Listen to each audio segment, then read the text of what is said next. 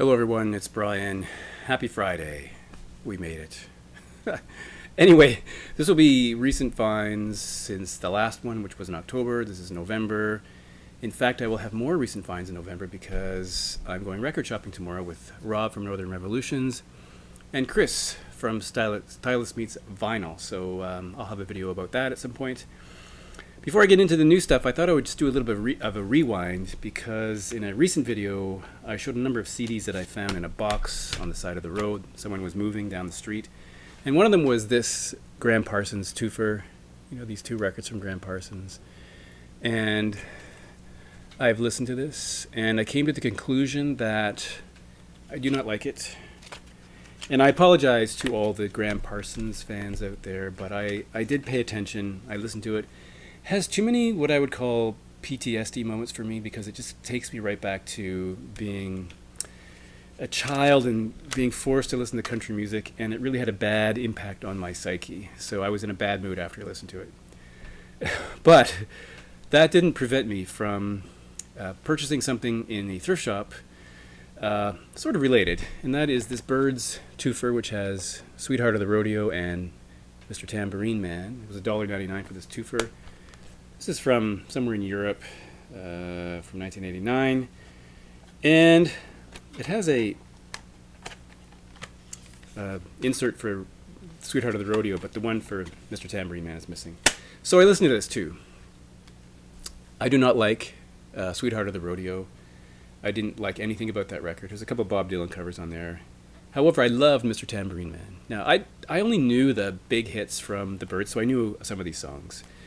And I know a few others. But Mr. Tambourine Man, I'd give a top rating. The other one I didn't like. And let me ask you this question. Which of these records features Graham Parsons?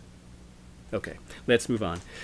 At the same shop, I bought one other CD, and that is this Band of Horses CD called Mirage Rock, their fourth album from 2012. And the funny thing is, I was reading the Wikipedia entry about this record, and it said something like the fans and the band no longer like this record. Or they may have liked it originally, they don't like it. They find it stilted and insincere, which sounds like something someone would say about an ex-boyfriend or something. But, I've only listened to it once. I hadn't heard this before, so I don't know if I had that sense about it, but we'll see. Now onto the records. And here we have Tom Waits' Bad As Me, which originally was from 2011. I think this was pressed in 2017, though, the repressing here. I think it's 2017. And this is his last of 17 studio records. I think the last one we had. And, of course, I knew this record before I bought this because back when it came out, I bought this, which is the CD version, which has this nice booklet style with all the liner notes and photographs and lyrics here over several pages. And then it has the album on one CD, the entire record on one CD. And then there's this, so this is the record CD. And then there's this bonus disc, which has the 3 tracks listed here on the back under the line. The actual album doesn't have those 3 bonus tracks, obviously, because of space, and they put it on one. It's on one record.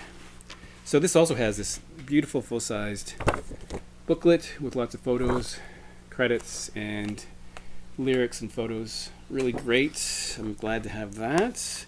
Maybe not my favorite maybe not my favorite Tom Waits record, but I really like it. Now, here is this band's 4th record from 1984, The Vibrators, Alaska 127.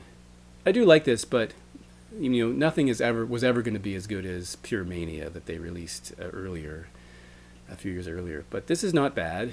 It's just that if you compare the two, you're going to like the Pure Mania record better, in my opinion. This is nothing really special here. It has these pink labels. It's a fun listen. I don't hate it. I think it's pretty cool, but yeah, a step down from their debut record. Then, the Peel Sessions, The Undertones. This was recorded in 1979, released in 1986. So they tell you in the back here, all these Peel Session things, recorded 21st of January 1979, first transmission 5th of February 1979. Here's the back. So these Peel Sessions are generally always very brief, 4 songs or so. It has listening in Family Entertainment, Billy's Third, and Here Comes the Summer on this Strange Fruit label, which I'm sure you've seen before. Yeah, so that's pretty cool. I think this is excellent. I think they did a really good job recording that. And an interesting tie-in with that is the Peel sessions from The Damned, recorded in 1977 and also released in 1986. This was recorded on 10th of May, 77, and then broadcast 6 days later on the 16th of May, 77. And it has Sick of Being Sick, Stretcher Case, Fan Club, Feel the Pain. So, again, pretty enjoyable. And they both have this Strange Fruit record label. So that is cool. Now the next one is fills in the last. I think it's the last. Yeah, it is the last record for this band. This is the Black Angels, and this is called Wilderness of Mirrors. They always have really interesting album covers. All their album covers are quite cool. And this is the only one that I was missing, and the reason I was missing it is because when I saw it in the shops, it was like $56 or $57 here, sometimes higher. There is a shop that I go to sometimes, and they had a sort of things that were marked down, and it was marked down to 37 or something like that. And I thought, I don't know, I kind of hesitated. But I was in a used shop, and they had this for $19.99. I thought, well, that's probably the best deal I'm ever going to get on this. This wildly reflective inside cover here, gatefold. I think this band can do no wrong. I think they've made some excellent music, and I'm sure they're not unknown. Lots of people know them. They have this. We encourage you to think, or to rethink your preconceived notions, question authority, and create other methods of survival. So it is on 2 pieces of vinyl. The first is this blue. Got a bit of a, I don't know, two kinds of blue in there, and the other. Oh, it has this kind of like fake obi strip down the side, and then the other record has. Where'd it go? It has a similar insert, record sleeve, but then placed in this polyline sleeve on red vinyl. So, excellent band. I think they're fantastic. And that was 2022, I think, the 6th record. This is this band's 14th record from this year. This is OMD, and of course, if you've watched my channel for any length of time, you will know that I did a lengthy 6-part series on OMD. Kind of maybe a mistake, but at least 6 parts, maybe 5, I'm not sure.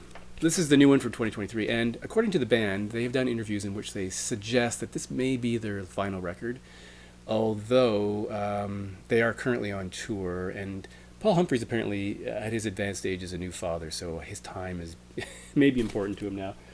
This is the back, and this came in a huge number of variants. Like you get white vinyl, clear vinyl, red vinyl, gray, I don't know, different colors on the covers, CDs, bundles, all that stuff. I don't have any of the 12-inch singles, which I do for other records, but I don't know. This one's on red vinyl because my local shop had the red vinyl version, and I've listened to this maybe 3 or 4 times. It does harken back to the early kind of like analog synth sound that they had in the early days. I'm not sure what they used. I didn't really investigate what instruments they used on here. I don't think in any way this is an analog recording, because I think a lot of it was processed on computers, so I don't think it's that in any case. But funnily enough, the first track, when I first heard the name of the record Bauhaus Staircase, I thought of the band Bauhaus, of course, even though Bauhaus Staircase isn't an architectural thing. But in that song, they reference Per Ubu. They mention the record Per Ubu in the Modern Dance. What a fantastic record from Per Ubu. So a bit of name dropping there. But these are all really good songs. Synthy, though. Very synthy, upbeat. Not really what you'd call rock music, probably. And the next 2 records I'm going to dedicate to Mike, PC31, the Vinyl Policeman, because I know they're in his... He probably has them both. I'm sure I'm assuming he has them both. First is this Joe Strummer and the Mescaleros benefit concert, which was a benefit concert for striking firefighters, recorded on 15th of November 2002 at the Acton Town Hall in London. Now, this was recorded in 2002. I think the first release was around 2012. There was a record store day release, maybe that date. It was also came out in 2017. This is the 2023 version. There's the back of it. Now, one of the, I should say, well, I should show you the middle first. There's photos and an essay by Andy Gilchrist. One of the interesting things about this record is the last 3 tracks feature Mick Jones of The Clash, so this would have been almost 20 years since they had done anything together. Those tracks are Bank Robber, White Riot, and London's Burning. Then there are a few Clash tracks like Rudy Can't Fail, White Man and Hammersmith Palais, Police and Thieves, Police on My Back, and then there's some other tracks, including some that would show up on a later record like Get Down Moses, Coma Girl. So really, really, really good. There's the Dark Horse records. So there's 2 records, each with one of these, and in a polyline sleeve. And I was always wondered what to do with the hype stickers, because I usually kept them out of the plastic, and then they end up getting shoved into the outer sleeve and then kind of folded. But this one came off nicely, so I stuck it here. Is that bad? I stuck it on the white sleeve. What do you think of that? I'd like to know. Anyway, it came off beautifully, and it went on there perfectly. And clear vinyl. Both there's 2 pieces of vinyl in here, both on clear vinyl. So really excellent, and a pretty good recording. It was, I think, a soundboard recording. Now the second one I'm dedicating to Mike PC31 is Spear of Destiny, because I had never heard of this band until, and I'm sure I'm not messing this up, I'm sure it was Mike who showed Spear of Destiny. This is World Service, their third from 1985. They were really, in my opinion, unknown over here. I had never heard of them. I had never really paid attention to them. I don't think I'd ever seen any records from them, but flipping through a bin, I found this one for $5. It's the back and the inner sleeve with lyrics. So this is the third record that they released from 1985, and you know, it sort of fits into the post-punk new wave kind of thing. Kind of has a very, very grand sound. I've only listened to it once, so I'm not sure I can say anything very profound about it. But interestingly, I was surprised to see that the last track here is Harlan County, which I'm assuming is Harlan County, Kentucky, which is funny because we were watching the show called Justified, which features Timothy Olyphant, which takes place in Harlan County. So that was a weird tie-in. And that's a Christmas song, if you can believe it. They sing "It's Christmas in Harlan County" in part of this song. So that's funny. Spear of Destiny. Next one I'm dedicating to Ben Rankins, or Mike Rankins, depending on your persuasion, because it's an Australian act, well known. Nick Cave and the Bad Seeds. Push the Sky Away. I guess I should cover that up. Push the Sky Away. The band, I think the Bad Seeds, I looked it up, 15th or 17th record from 2012, 15th or something like that. And I've only listened to this once. It's on black vinyl, and it's good. I mean, sometimes you listen to a record once, you know it's good. I know it's good, I just haven't, listened to it more than once, but I will.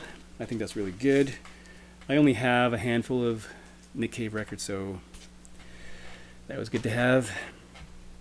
Okay, there's only 2 left. And this is an item I bought in 1996 on CD when it came out. This is Bob Mold's self-titled third record called Bob Mold, obviously. And the CD I listened to, probably too much. I have to say, probably too much. So when this came out in 2020 on vinyl, I didn't buy it because I thought I've listened to this too much. But I decided, since I have every other Bob Mold record from Husker Du and Sugar and the solo records, I figured I had to get it. The only one I'm missing is Modulate, which is only released on vinyl in a box set, never separate. So this is a very strange thing. On the hype sticker here, it says reissued on vinyl for the very first time. I think, is that a weird thing to say? Because it was released on vinyl in 1996. So it's simply a repressing. So the fact that they're announcing that it's reissued on vinyl, I mean, it's been 14 years since it was released, but it seems like a weird thing to say. Great album, by the way. It has the really excellent Ego Override. Fort Knox, King Solomon, I Hate Alternative Rock, Next Time That You Leave. This is one of my, if I were to rank Bob Mold records, spoiler alert, this would probably be number 1. I think it's really good. And it's on clear vinyl, kind of a nifty inner sleeve. So that's originally from 1996, and this one also is a Bob Mold record from 1998, his fourth record, re-released on vinyl in 2020, but again, reissued on vinyl for the very first time. So if they're reissued again, are they going to say reissued on vinyl for the second time? This one's a bit longer, so it has two pieces of vinyl, and of course they are also on this clear thing. And again, it's a really good record. Yeah, I think Skin Trade, that's a great song. Moving Trucks, they're all great. So Classifieds, yeah, this is really great. I'm happy to have those, even though I probably listen to them a little too often on CDs. And I didn't mention, I saw the Bob's tour.